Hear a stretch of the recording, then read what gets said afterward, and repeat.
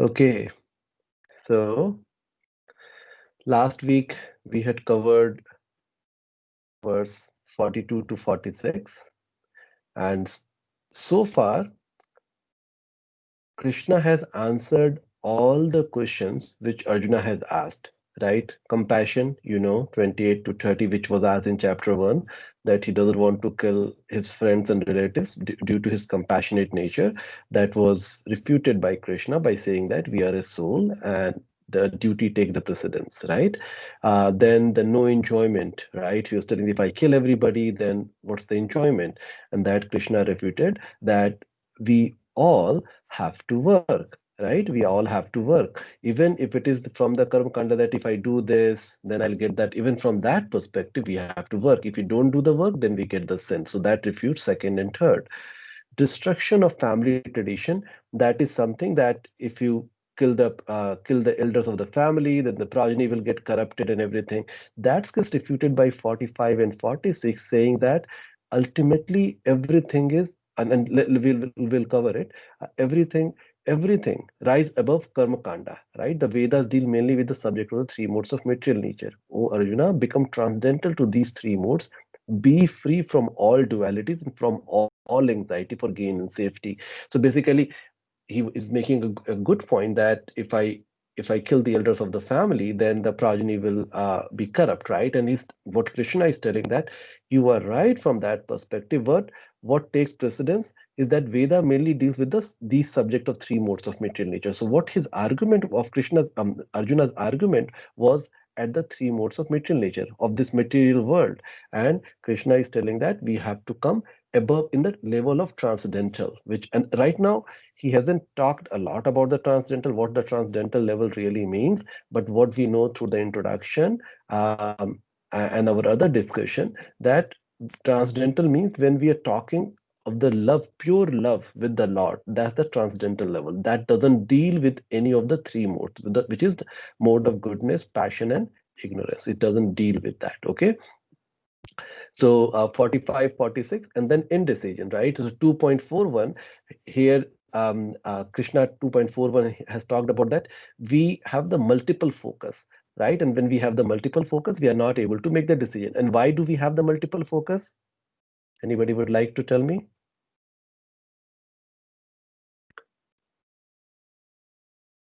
Why do we have the multiple focus?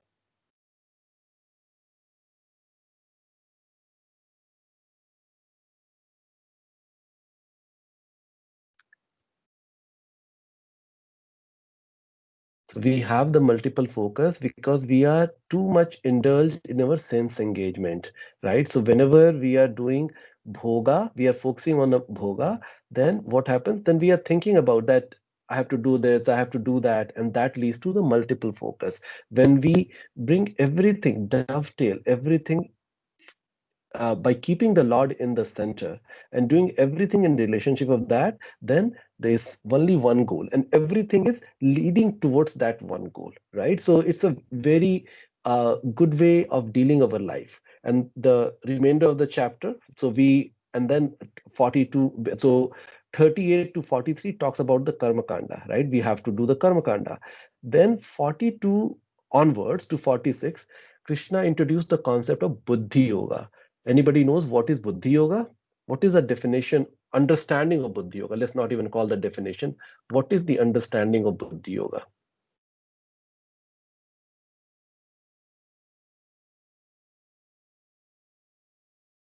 Devotional service. Yes, please go ahead.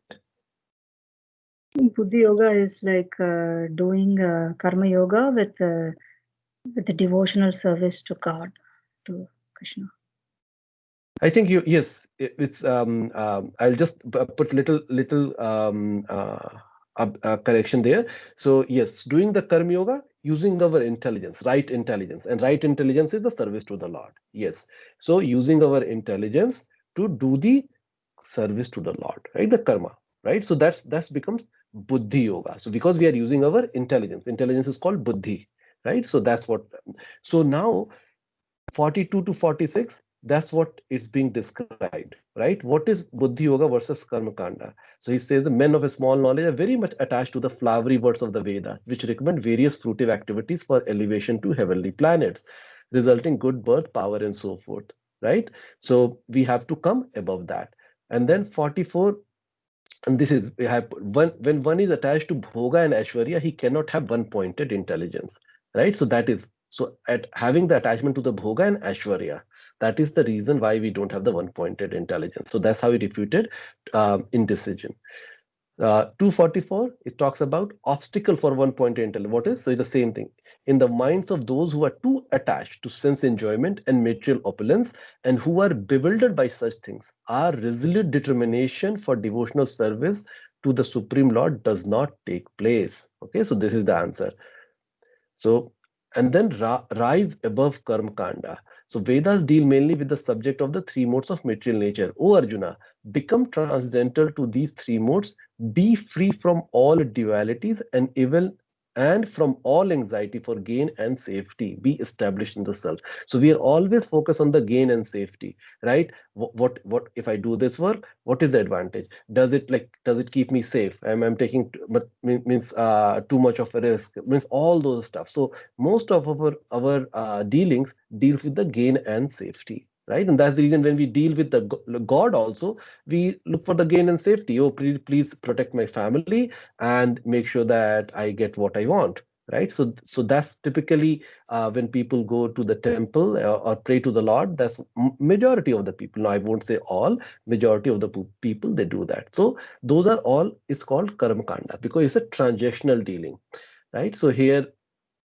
bhakti, here you see I have put the notes. Bhakti is beyond the three modes, and by performance of bhakti yoga, a person transcends the mode. Jnana and karma cannot be said to be Nishtagunya because of the presence of sattva in jnana and rajas in karma. So this is the answer, right? Why we have to transcend the nature, the all the three modes? Because these three modes are beyond the mode of goodness, and then as long as we are in the modes of goodness and passion, we cannot transcend. So that's the reason even with jnana and karma, we cannot approach the bhakti. They can be the medium, but they cannot take us to the bhakti. And the 46th purpose of the Vedas, all purpose served by a small well can at once be served by a great reservoir of water. Similarly, all the purpose of the Vedas can be served to one who knows the purpose behind them. So see, there's Vedas are so vast, right?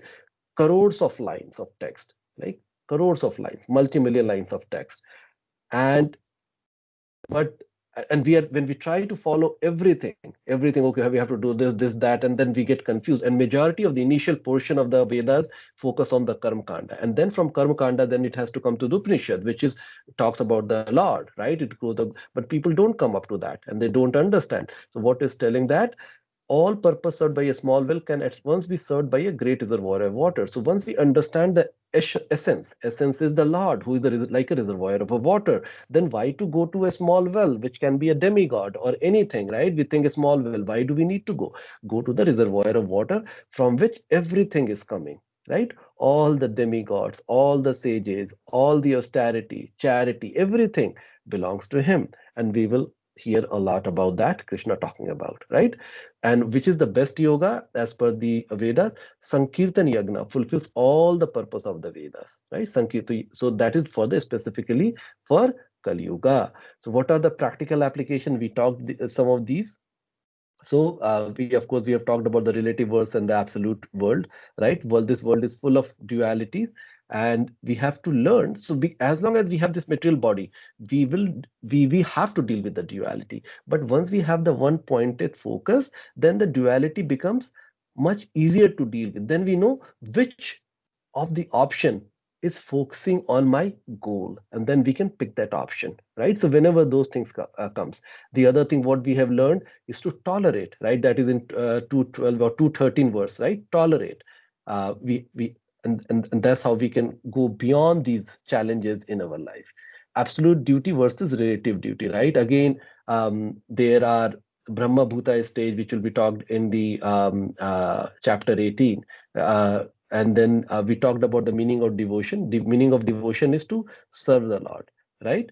And we have to do our duty as a matter of our we have to do our work as a matter of our duty, right? So take care of our family, or do our work as a matter of duty that we have to do. And that's a very important concept, because 47, the next verse which we are going to read, will talk about it. So just hold on.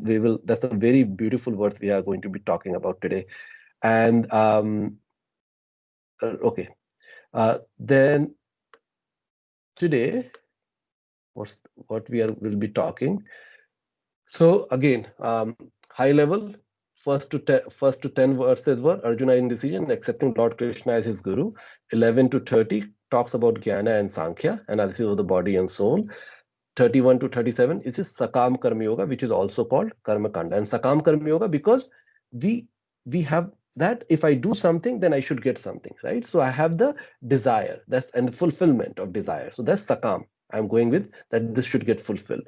And Nishkama Karma Yoga, 38 to 53, that when I do something, I have to do it as a matter of duty, right? And that's where the concept of Buddhi Yoga comes, that we have to use our intelligence to make sure that I understand what my duty is and work on that. So get detached from the result. And that is a long process, because we are so conditioned. It takes time to understand and even make practical application of it. Okay. So 38, we talked about dutiful fight with equanimity, right? Which means no sin. 39 to 40, Buddhi Yoga, no loss in this yoga, which is when we use the intelligence and then do the karma, then there is no loss. And this is also yoga, because we are connecting with the Lord. And 41 to 46, Vaivasmitika intelligence, which is one-pointed intelligence, right? And then 47 to 49, which we'll be talking today. So we'll see how much progress we make today. We want to have a short class today. So 47 to 49, how to practice Nishkama Karma Yoga, and then the benefit of acting in Buddhi Yoga, right? So these are the two things we will be talking today. So any question before we make the move?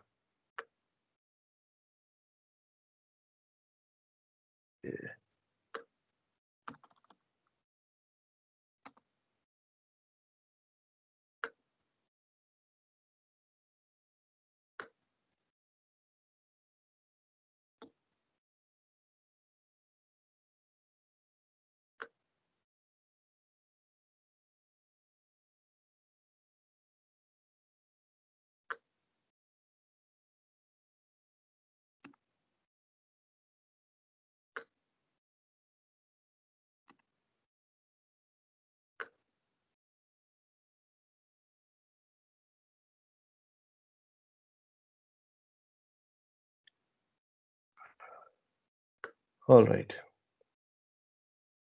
So we'll just read it. Karmani evadikashyaste कर्माणि एवाधिकारस्ते ma phaleshu kadachana मा फलेषु कदाचन ma karma phalarheturbhur मा Karma फलहेतुर्भुर् ma te sangostav karmani. मा ते सङ्गोऽस्थ अकर्मणि. So do you guys remember this verse? This is one of the famous verse, which was even talked a lot in the B.R. Chopra Mahabharat, Karmani Evadakashyaste, right? And you would have heard that we say that, oh, karma hi puja hai. We have right to do our karma. You must have heard all those stuff, and that's where it is coming from. This is the line which gets quoted.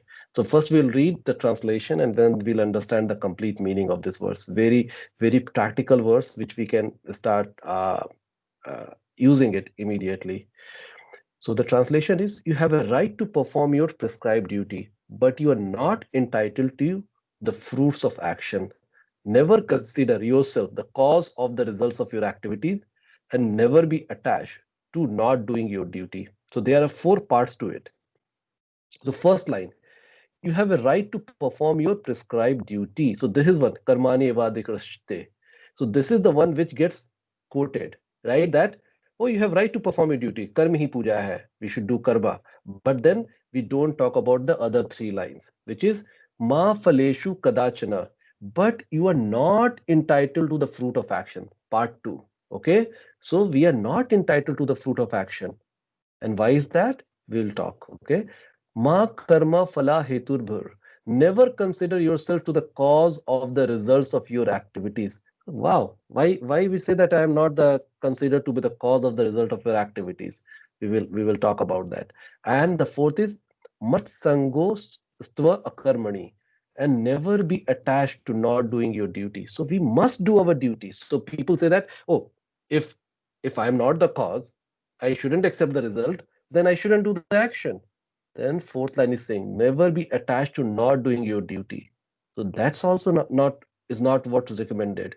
So this one verse is telling us the art of doing the work. And if we do that, I can tell you the benefit of this, right? This is going to take a while for us, right? This is a practice, because every time the way we have been brought in, which is that there's always an expectation. If I'm working at the office or if I'm doing a business, there's always an expectation of getting something in return. If or even my relationship, if I'm working on a relationship, there's always an expectation. If I love somebody, I'm going to get affection in return. Or if I have a friendly relationship with somebody, I'm going to get some reciprocation. There's always an expectation. How to work without the expectation? So that requires some practice. But at least from the principle, we know that we have a right to perform our duty, right? So we all have to do our prescribed duty. And we will talk what are those prescribed duties are, right? But what we have to learn, we are not entitled to the fruits of action. So the fruit of, and the reason is fruit of action is not in our control. We think that we are the, and that can get answered to the third part. We say never consider yourself the cause of the result of your activities. So we are only one, we are one part. So our effort is the part of the action. Our effort is the part of the action, but that is not the only cause. That is, that I can explain by looking into the showing you the other verse. But first I'll read the purport, and then we will go and do further discussion on this. So very amazing word, a verse, something you all can memorize. There are three consideration here: prescribed duties, capricious work, and inaction. So there are three kind of, when we talk about duties, there are three kinds of duties, right? So what prescribed duties, capricious work, and inaction. Prescribed duties are activities enjoined in terms of one's acquired modes of material nature.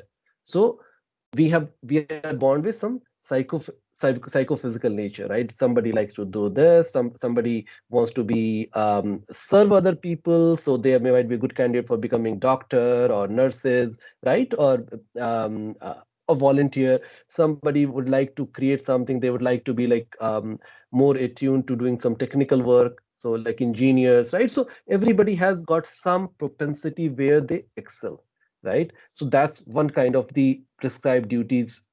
Means we have to work, we have to use our faculty to work. But here the prescribed duties are talking in terms of what is our karma, what means nitya karma, right? Whatever nitya karma is.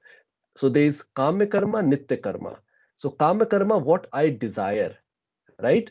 And nitya karma, which I have to do. When I am born here, I have to take care of my family, right? I have to take care of my forefathers, right? So we have to do our duty. Those are the prescribed duties, right? Capricious work means action without the sanction of authority. Means something which we shouldn't be doing, right? Which we shouldn't be doing, but still we end up doing, which is not required. We shouldn't be doing, right? And inaction means not performing one's prescribed duties. People say that, oh, if that is the case, I don't want to do my prescribed duty. Rather, I will go and become a brahmachari. I'll go to or become a sannyasi. I don't, because I just don't like family duties. So that intention to go and taking a renounced, becoming a renounced is not recommended. That is compared to inaction. Okay, so one should become brahmachari, but there is a need when there is the inclination like that, and the inclination is that I want to devote fully to the Lord, right, in the service, and that is needed, and I don't have the propensity of getting married. I don't think, and that required a guidance from a guru to understand what my propensity is, because sometimes we just think too much about ourselves, right? And only a second person can tell us if my thought process is correct or not. The Lord advised that Arjuna not be inactive, but that he perform his prescribed duty without being attached to the result. One who is attached to the result of his work is also the cause of action. Thus, he is the enjoyer or sufferer of the result of such action. So, why it is said that we shouldn't think that, why Prabhupada is saying that he performs prescribed duty without being attached to the result. One who is attached to the result of his work is also cause of the action. So see, if I'm thinking that I want the result, so I think that I am the cause of the action. If I am the cause of action, I must be very smart. If I must be very smart, then why the Krishna doesn't come into the play? When the Krishna is not there, then I won't think about the Krishna. I will think that I am very smart, I am the cause, and then with that, if that intention I go, then of course I am attached to the result. And if I am attached to the result, if the result doesn't come, I'm going to get misery. See how the mind works. If on the contrary, if I think I am not the only cause of this cause of the result, there is the other causes. I can only do the chesta, which is my effort, right? And because the result is not my under control, I don't think too much about it. I will just work, and in that case, if I get the result, if what I get, you feel okay, that's great. And if you don't get the result, still we don't feel in that much of a misery, right? So that's the right way of working. So that is the logical way of thinking, right? That's what Prabhupada is explaining, and then I'll explain through the other words what are the causes for success. Okay. As far as prescribed duties are concerned, they can be fitted into three subdivisions. Namely, so here are the prescribed duties. What are the prescribed duties? Okay, so three subdivisions, namely routine work, emergency work, and desired activity. So see, so three kind of duties, right? One is the prescribed duties, then the other is the capricious duties, which shouldn't be done, and the third is inaction.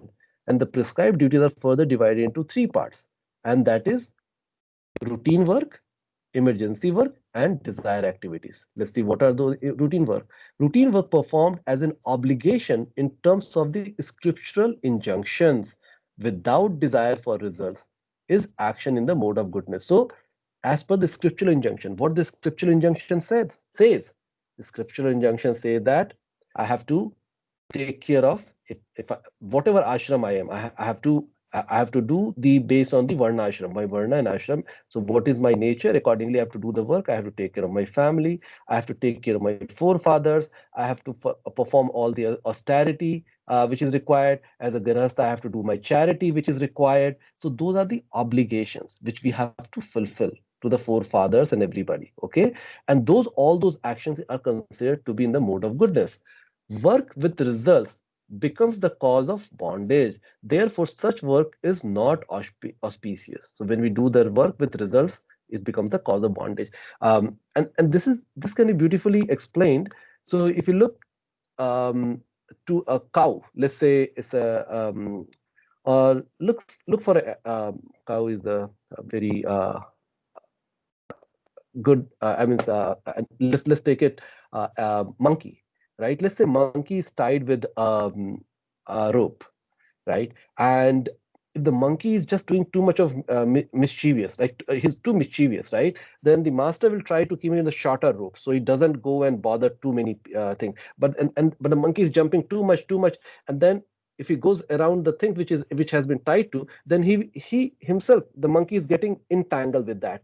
So what's happening? The rope is becoming smaller and smaller. So the amount of freedom. So monkey wants not to want to be in control completely. So he's jumping everywhere. The more he's jumping, the more he's getting tied, right? Either the master is controlling the noose, or he himself is getting tied too much, right? The rope is getting entangled. So the span of his control is getting reduced and reduced.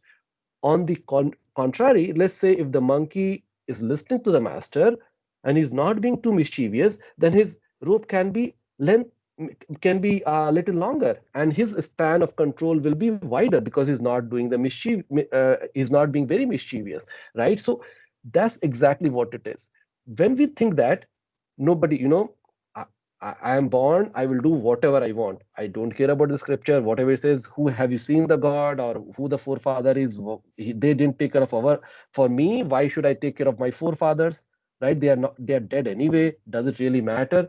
But what's happening because we don't know the result, those are the prescribed duties, we are getting more bonded. When we are getting in more in bondage, these material nature act on us, and over time we get into a lot of misery, and it seems that life is not in control, right? So initially people will think, oh, it's all young, all happy life. Some people start from the very beginning, they start getting the challenges, but eventually as the age progresses, all the challenges will see, like some people during the COVID, they are very much stressed. Some people, they are okay. Some people, on the contrary, are very happy that they are able to do a lot, right? And so we can take any of these example and see that why is it that, right? It is just the mental model, or there more to it.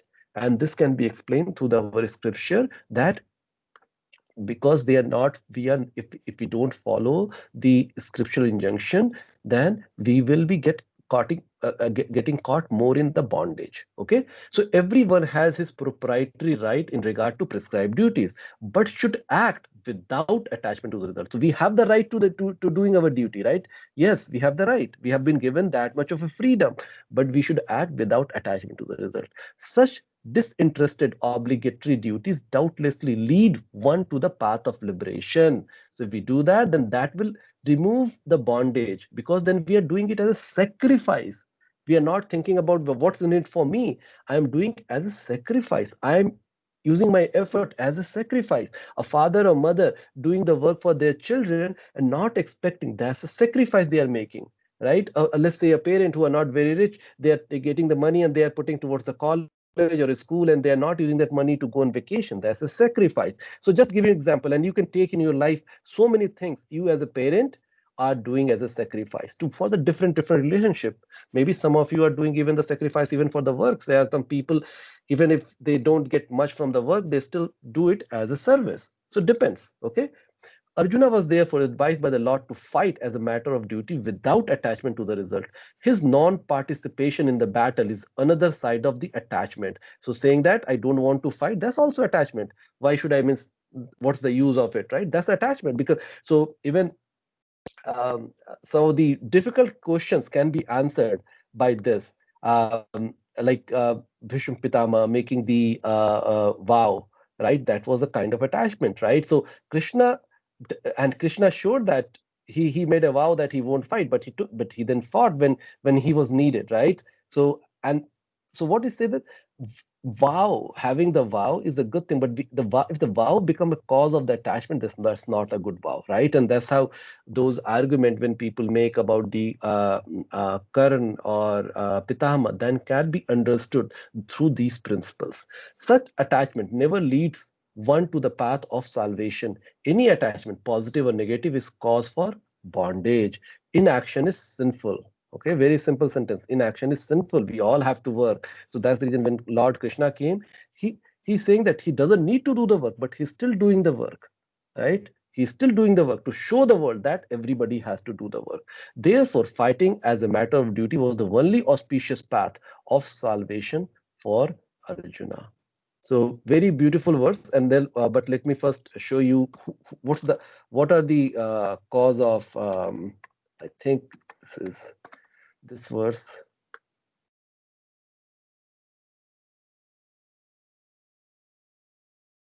Okay, yeah.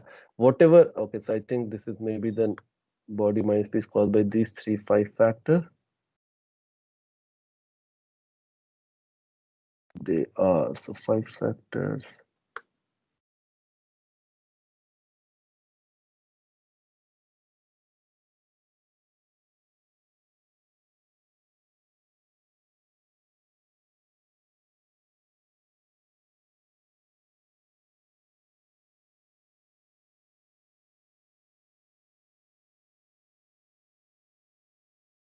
Here, 14th. So what are the 5 factors? The place of action, the body, right? The performer. So we have been given a body, so that's like a tool, right? So the tool, what we have, the performer, the person who is doing the karta and the karanam, these two things, the various senses. So they are acting again as a tool, right? So this is the place. Okay, sorry. So this is the context. Okay, the place of the body is the context, right? In what context we are functioning. The performer, I am the doer. The various senses acts as the tool. The many different kinds of endeavor, that is the chesta, right? And then ultimately the super soul. There's 5 factors in anything which we do. There are 5 factors, right? Now you think that a batsman who is Sachin Tendulkar, let's say for example, right? He he's batting in Australia, right? So that's the context. So he bats in India or Australia, 2 different contexts. He as a performer, right? So what his attitude, what his thought process is, senses in terms of his tool is a bat, the bat he's holding, the his hand, right? His eye hand eye coordination, right? So that is there. Then his chesta, like has he really done the practice with the fast bowlers on the bouncy pitches, right? That's the how much practice he has done, how much experience he has at playing those kind of a bowler in those kind of pitches. That's the endeavor, and then ultimately the super soul. In spite of that, he may get out cheaply, or he may go to perform the double century, right? So the factor, the super soul, that's one of the very important cause. And because when we ignore, we think that we are the only cause, so then that becomes the problem that leads to our misery. So this verse, we will, once we get to chapter 18, we will talk a lot more in detail, but I just wanted to make the connection for you. What is being um, uh, taught here? You have a right to perform your prescribed duty, so we have a right to perform this equity. But second part is we are not entitled to the fruit of action. Okay, so and the third is never consider yourself the cause of the result of your activities. So we are not the cause of the result of activity, because there are multiple things. So how can I say I am the cause, right? And never be attached to not doing our duty. So just by seeing all those 3, people can say I don't want to do the duty. No, but that is also an attachment. So we have to do our duty. So this is called the art of work, and this is the complete verse. So karm hai puja, karm is puja, but karm is puja when we are saying that okay, I won't take care of the, means I will do my duty as a duty, in the sense of duty, means I, whether I get the result or not, that's okay, right? I'm not the cause, right? I am one of the element within the whole effort, right? And I have to do this work, because not doing the work is not an option. So this is how this works verse goes. So very, very important verse. We shouldn't just focus on the 1/4 part where a lot of people say that okay, that's what it is, right? So and when we talked about the attachments, we talked about 2 level of attachment. Don't work just for the sake of the result. That's one kind of an attachment, that oh, I should get the result. That's one kind of attachment. And the second kind of attachment is while working, do not think that I am the cause of the result. That's the second, because when I think that oh, I did all the work and I didn't get the result, that leads to misery. And the reason is because I'm attached. I was thinking I did so much of effort, I didn't get the result, right? So, and that requires some training, right? So these are the, so if I have to summarize, so karmani eva chaste, so which means we have right to do work because the prescribed duty, right, which are given to us, they purify us, because when we do this prescribed duty, it purifies us. It purifies us. And then we have talked about this. I won't go too much in detail. So in the relationship, when we are dealing with our spouse, our relationship, when we are doing the work, many times people may not be happy, even though we had all the good intention, because that's how they see it through their eyes. So it purifies us, because when see that in spite of all my hard work, people are saying that my action was not correct. So either I learned through my action, maybe I have to do some correction. Maybe it was my pride. I thought that I gave them so much of money or such a gift or whatever, right? It's a purification that I shouldn't expect. So all of the relationship do purify us. So we have to do our work, right? That's for our own purification. So the providence has created this kind of a structure so that we can get purified. Okay. Ma phalesu kadachan. Do not get caught up, right? Because offset in results, because that will not allow us to be spiritually conscious of Krishna, right? So if we think we are the cause of result, then we won't think about Krishna, and when we don't think about the Krishna, then we don't go back to him. So that's That's the other connection I'm trying to make here, that why this is, we can have multiple connections. Of course, the Lord is saying that we should follow it, but there is the other reason behind it, right? We want to say that, okay, Lord, you are there, you are guiding me, you are giving me the intelligence which so I do the work. Whether I get the success or not, that's your problem. That's not my problem. Okay. And the third is, do not be attached to inactivity, because inactivity will not purify us. Okay. So engaging our mind and engaging our speech, right, everything for the service of the Lord is very, very important, because this body has been given by him, this intelligence is given by him, right? Then I have to use it, because if he's given us me the tool to use it, and if I don't use it, then I wasted his effort, right? So we have to use it appropriately. That is the thing. So that's the reason I was telling, this is such a wonderful verse. So I'll take a pause. Any question here?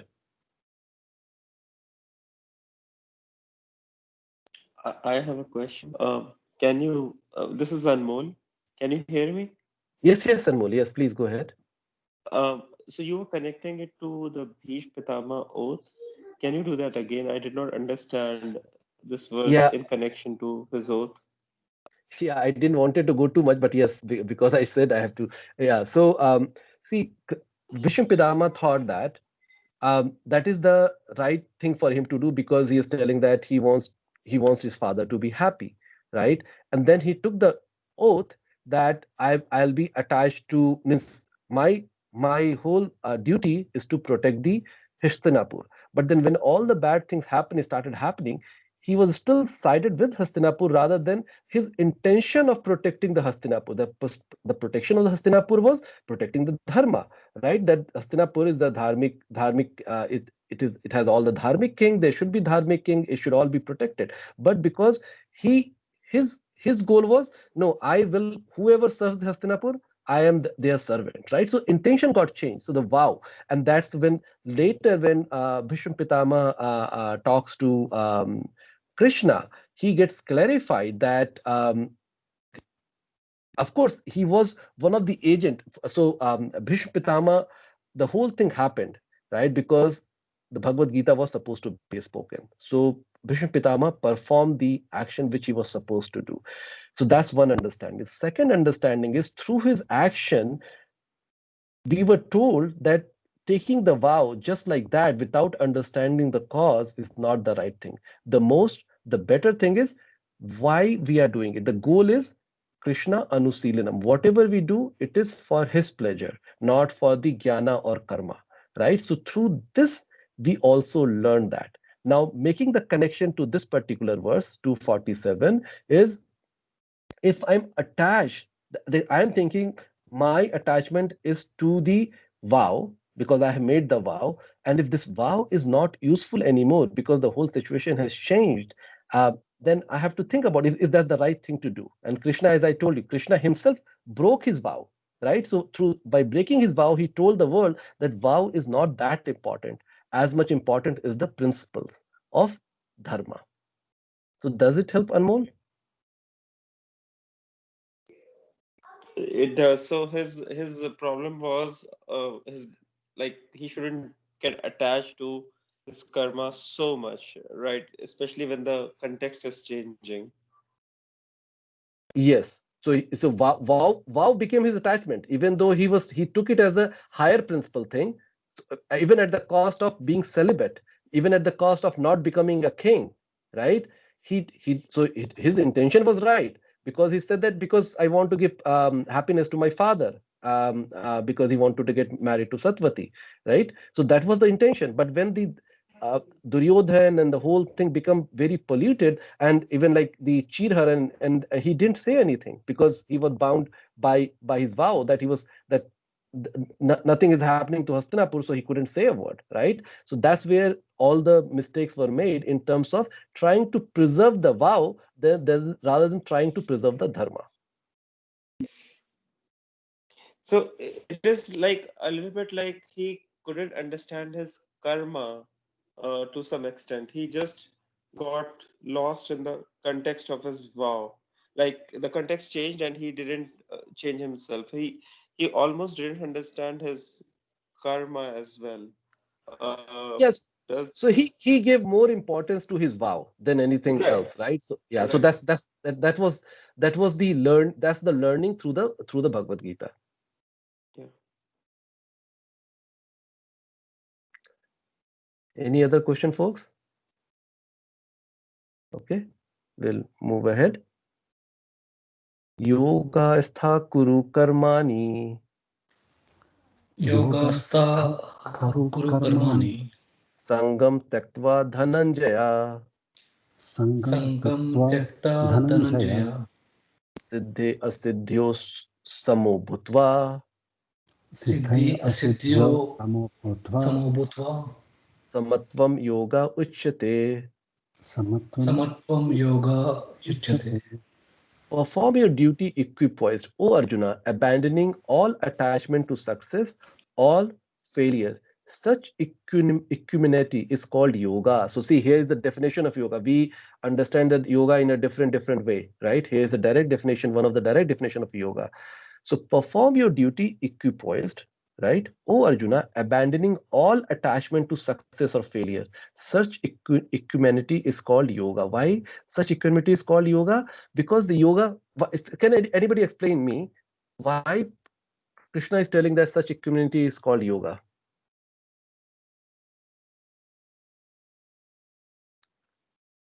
And it's very straightforward if you just see the principles we have learned so far.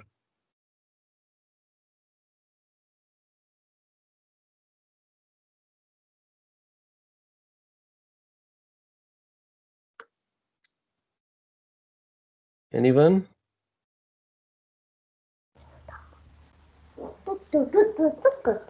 I mean, like doing your sadhana without any expectation, does it mean, Prabhuji?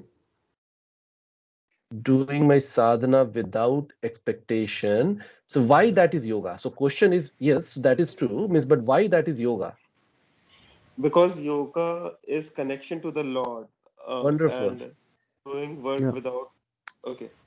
Wonderful, Anmol. Yes, exactly. So yoga, we know that is connection, right? Connecting who? Soul to the super soul. That's the yoga, definition of yoga.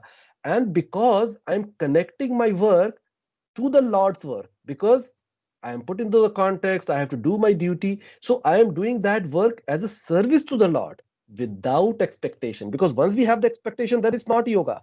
And that's not equipoised because I am attached. I am not equipoised, right? I'm on one side that I should get something. But when I'm equipoised, I'm thinking I will do my duty whether I get the result or not the result, right? In that case, I'm doing it as service and I'm connecting myself to the Supreme. That's the reason why it is called yoga. So beautiful definition here by Lord. Krishna tells Arjuna that he should act in yoga. And what is that yoga? Yoga means to concentrate the mind upon the Supreme by controlling the ever disturbing senses. Okay? And who is the Supreme? The Supreme is the Lord. And because he himself is telling Arjuna to fight, Arjuna has nothing to do with the results of the fight. Gain or victory are Krishna's concern. Arjuna is simply advised to act according to the dictation of Krishna. The following of Krishna dictation is real yoga, and this is practiced in the process called Krishna consciousness. So whenever we say Krishna consciousness, and you might have heard me speaking a lot, like dovetail our work, right? So Krishna consciousness is I will use my faculties of thinking, my senses, my mind, everything, right, to do the work, but by keeping Krishna in the center, that I am doing this work for the Lord, right? So just not thinking why I have to make the connection also, how this work is for the Lord, right? And that's the practical aspect. So that's is called Krishna consciousness, right? So this very simple but very deep meaning. By Krishna consciousness, only can one give up the sense of proprietorship, right? So this is the only way to give the sense of proprietorship, because I'm not the only doer, I'm not the cause of the result, right? I- One has to become the servant of Krishna or the servant of Krishna. So just not the direct servant, but the servant of the Krishna, right? So this is the spiritual world is very just opposite of the material world, where here that you're a topmost person or you know somebody, oh I have a lot of connection. The spiritual world is the more one is serving. So gopis have got such an elevated position, right? Manjaris are even considered even higher because they are like serving even the gopis, right? So and Guru Tattva is considered as Manjari. That's the reason gurus are given so much of importance. Okay, they are not God; they are servant of the God. But because we are serving the guru or the servant of the servant, if we do work in that, then we are really in yoga, which alone can help one to act in yoga, right? This is the art of working. Arjuna is a Kshatriya, and as such, he is participating in the Varnashram Dharma institution. It is said in the Vishnu Puran that in the Varnashram Dharma, the whole aim is to satisfy Vishnu. So this is again one of the misconceptions we have got in our Sanatan Dharma. So we a lot of people talk about, oh, I am following the Varnashrama Dharma, but and there are many references in Srimad Bhagavatam, Vishnu Purana, Vayu Purana, many of Puranas, where it talks about that the aim of Varnashram Dharma is to satisfy Vishnu. But what we'll see that who are we are trying to satisfy? Either we are trying to satisfy ourselves, right, which is the majority of the cases. In some cases, people are trying to satisfy other demigods because they are trying to say that if I satisfy Durga ji or Ganesh ji or anybody, I'm going to get something. But what is the whole aim is to satisfy Vishnu. It means that most of us are not practicing the Varnashrama Dharma.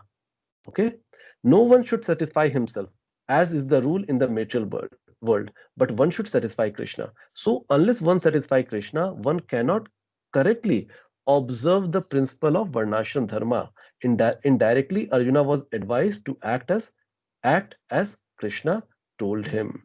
Okay, so that is how we have to work. Okay, so that's what the first definition of and the more definition of yoga will come, but I'll just read this and then we will probably after that we'll end the class. Durena he avram karma. Durena hi avaram karma. Buddhi yoga dhananjaya. Buddhi yoga dhananjaya. Buddhau sharanam anvicha. Buddhau sharanam anvicha. Karpana phala hetava. Karpana phala hetava. O Dhananjaya, keep all abominable activities far distant by devotional service, and in that consciousness surrendered unto the Lord. So keep all abominable activities far distant by devotional service, and in that consciousness surrender unto the Lord. Those who want to enjoy the fruits of their work are misers. So focus on this line. Those who want to enjoy the fruits of their works are miser. And why they are misers? First read the purport and then we'll do the discussion if needed. One who has actually come to understand one's constitutional position as an eternal servitor of the Lord gives up all engagement save working in Krishna consciousness. As already explained, Buddhi Yoga means transcendental loving service to the Lord. So Buddhi Yoga means transcendental loving service to the Lord. So transcendental means beyond the modes.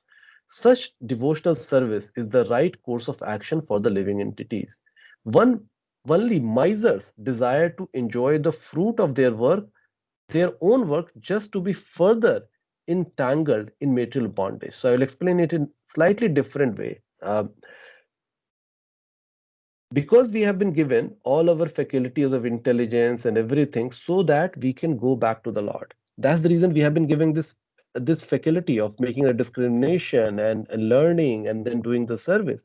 But what we are doing, I'm using those faculty to enjoy myself. So I lost the ultimate purpose. The tool has been given to me in terms of my body, my subtle body, everything to go back, but I'm using it for something else, right? Then I become a miser. So money has been given. So if like I earn money, I have to utilize the money so that it gets proper use. But if I keep putting it in the bank, then I'm called a miser, because what the bank is doing by keeping all my money if I don't utilize it. Similarly, right? Because I have been giving the faculties and I've now not utilizing it properly, then we are called the miser. That's the reason why Krishna is saying that we are a miser. Those who want to enjoy the fruit of their work are misers.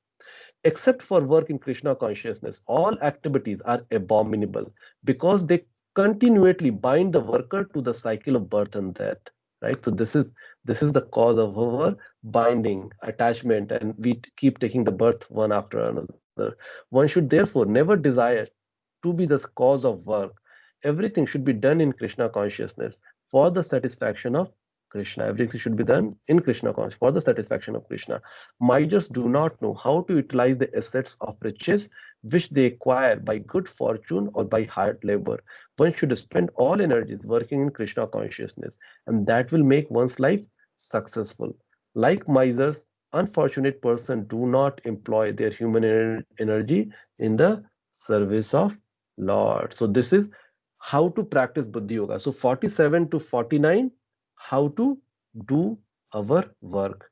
So first 47 talked about the four part, right? That we talked, right? And then this is talking about that we shouldn't be doing the abominable activity. Any activities which is not for the pleasure of the Lord is considered to be abominable activities, right? And we and we shouldn't be miser. So he just elaborates. So next two verses, basically 48 and 49, further elaborated on the verse 47. So this is how to practice Buddhi Yoga.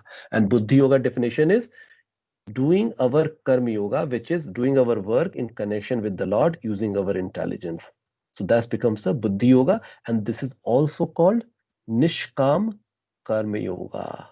So Buddhi Yoga and Nishkam Karma Yoga are synonym, right? So Niskam Karma Yoga, because there is no expectation of the result, and that's the reason why it's Niskam Karma Yoga. And yoga is whatever I am doing, I am trying to do in relationship to the Lord. That's the reason why it is called yoga. If I do my work without any link with the Lord, then that's not yoga.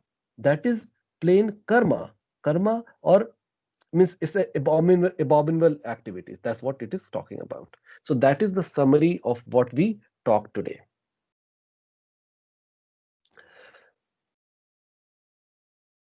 So this was our last class of the year. Thank you for joining the class and for encouragement, because I was thinking of canceling the class, but then when I was talking to some of you, and by the way, I think this week I was able to talk to 10 of you, one-on-one, and a remainder of the devotees, you will be seeing the message from me. I have already sent a message to a lot of you. Some of you haven't responded to me, so please check your WhatsApp. And some of the devotees, I haven't sent the message because I didn't want it to overwhelm myself. So next week, again, I plan to talk to another 10 of you and complete our one-on-ones as much as possible. Okay. I have so this is, I'll just send you a survey. So I just built this survey. I just wanted to do a benchmark for us, okay? How we are doing. So as I said, we are gaining the knowledge, but are we really applying it, right? That is main thing, because if you want to see the benefit, we have to do the action, right? There's no shortcut to it. And the actions are very pleasant, very simple. So this question survey I have built, and will take you just less than a minute. So here is on the ABCD, right? Association, there are 4 answers. My Valli devotee friend is my association during the class. So let's say that's the Valli association you have. That's what option you will pick. Let's say you have 1 or 2 friends who are devotees, who are practitioner of a devotional service, right? They are doing the devotional service in some way or the other. And if you are good friends with them, you interact with them, like 1 to 2, you'll pick this. You have more, you pick this. And then if most of the time you're dealing with only with devotees, you will pick the last one, right? If you have anything else, that's the other option you pick, and just write down whatever it is. Similarly, for the books, if this class is the only time you spend reading and listening, this is the option you will pick. But if you are on top of that, if you are listening or reading a scripture for an hour a week, pull this 1 to 2 hour, 2 to 4, or any other option. Chanting, again, if you are right now, you haven't started chanting, you're just chanting in your mind or just thinking, so pick one. But if you started chanting on the beat, 1 round or 2 to 4 or 4 to 8 or whatever another, you pick this one. Diet, offering. I have started offering. Are you eating without offering? I don't eat prasadam, but I have strong desires. That's option 1. But if you want to eat prasadam, but you eat prasadam sometime in a week, like so, you do it. Sometime it works, sometime it doesn't work. You'll pick this, and at least you're able to at least do 1 serving of prasadam every day. Means you are able to offer to the Lord. And Lord means here that you have even a picture of the Lord in your house, right? You're offering, and we're just offering. It's not that you have to have a big temple to offer. So even if we are doing that, either we are doing with putting the tulsi leaf, that's great. Even if you're doing without the tulsi leaf, that's fine. At least you're trying to offer, right? So based on that, you just pick this option. If there's anything else which you would like to talk about your devotional practice, just put it there. So it shouldn't take more than a minute. So I'm just going to copy this in for WhatsApp, because that's, I know some of you prefer. So just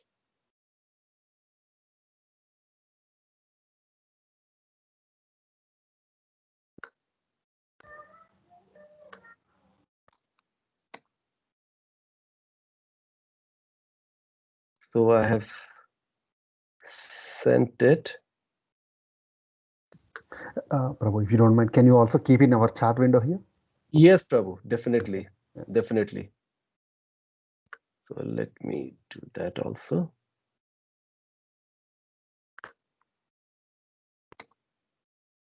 I pasted it here also in the chat window.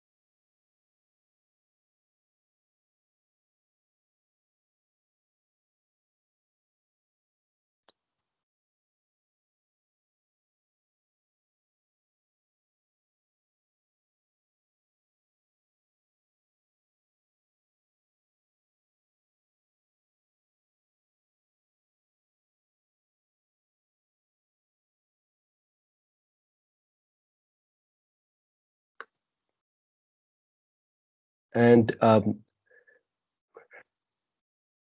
so some of the folks I will be with whom I haven't got the on one on for the one-on-one, I haven't got the response from Sujit Prabhu. Have you seen the message I have sent to you? If you can respond, then we can set up a time, please. Yeah, sure, Prabhu.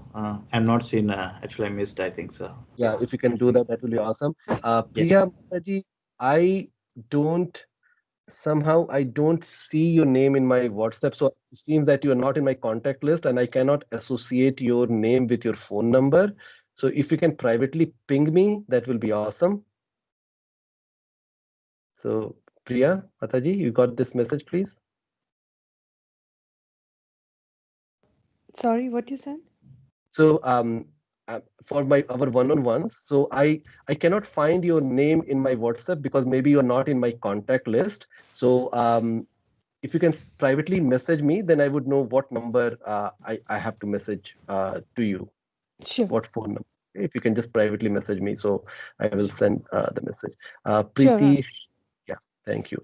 And Preeti Shivhare, Mataji, there also, if you can respond. I think I have messaged you, but I haven't got the response. Okay, Preeti Shivhare, Mataji.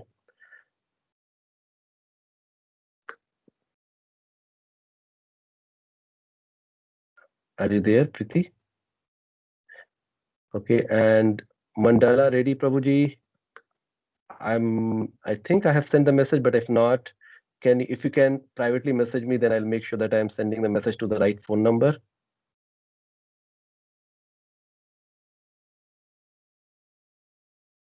Mandala ready, Prabhu?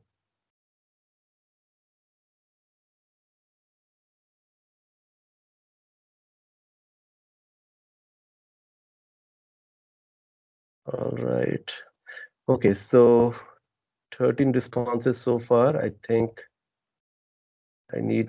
there were 21 people. So if I remove myself, 2 people, 17. So there should be around 17 responses, unless there are spouses on the call. 15. Okay. So next time we are going to meet on 2nd of January in the new year. I wish you all the very happy new year. Hope our journey will continue and we all will be able to progress on this path together. Sure, Prabhu. Yeah. Thanks a lot, Prabhu. Sure, Prabhuji. And thank you. If anybody has any question, I can stay and try to answer. Thank you, Prabhu. Thank you, Prabhuji. Karan Prabhu, I will reach out to you. Yeah, Prabhuji. Talk soon. Take care. Haribol. Yes. Thank Haribol. you. Haribol, Krishna. Haribol. Yeah. Hare Krishna. Hare Prabhu. To Hare everyone. Krishna, Prabhuji. Haribol. Haribol. Thank you, Via. Happy New Thank you, Nutan. Happy New Year. I will call you also. Hare Krishna, Prabhu. Hare Krishna. Haribol, Prabhuji. Haribol. Hare Krishna, Prabhuji. Happy New Year. Yes, Mataji. Thank you. Thank you so much. I will stop the recording.